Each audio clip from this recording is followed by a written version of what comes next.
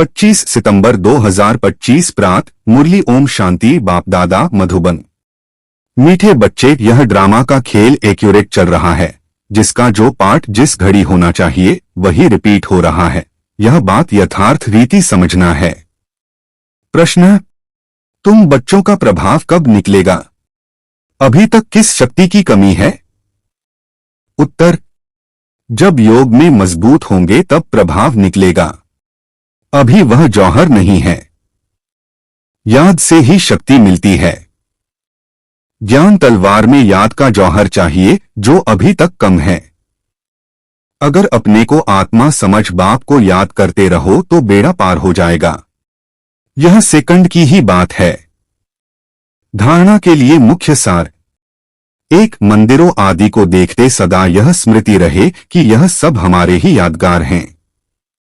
अब हम ऐसा लक्ष्मी नारायण बन रहे हैं। 2, गृहस्थ व्यवहार में रहते कमल फूल समान रहना है। हंस और बगुले साथ हैं तो बहुत युक्ति से चलना है, सहन भी करना है। वरदान: एकता और संतुष्टता के सर्टिफिकेट द्वारा सेवाओं में सदा सफलतामूर्त भव। सेवाओं में सफलतामूर्त बनने के लिए 2 बातें ध्यान में रखनी है। एक, संस्कारों को मिलाने की यूनिटी, और दूसरा, स्वयं भी सदा संतुष्ट रहो तथा दूसरों को भी संतुष्ट करो। सदा 1-2 में स्नेह की भावना से, श्रेष्ठता की भावना से संपर्क में आओ तो यह दोनों सर्टिफिकेट मिल जाएंगे। फिर आपकी प्रैक्टिकल जीवन बाप के सूरत का दर्पण बन जाएगी और उस दर्पण में बाप जो है, जैसा है, वैसा दिखाई देगा। स्लोगन: आत्मस्थिति में स्थित होकर अनेक आत्माओं को जियदान दो तो दुआएं मिलेंगी।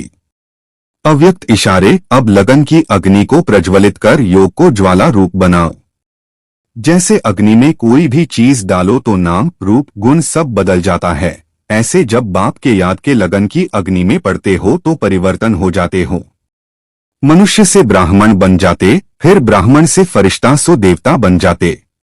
लग्न की अग्नि से ऐसा परिवर्तन होता है जो अपनापन कुछ भी नहीं रहता, इसलिए याद को ही ज्वाला रूप कहा है।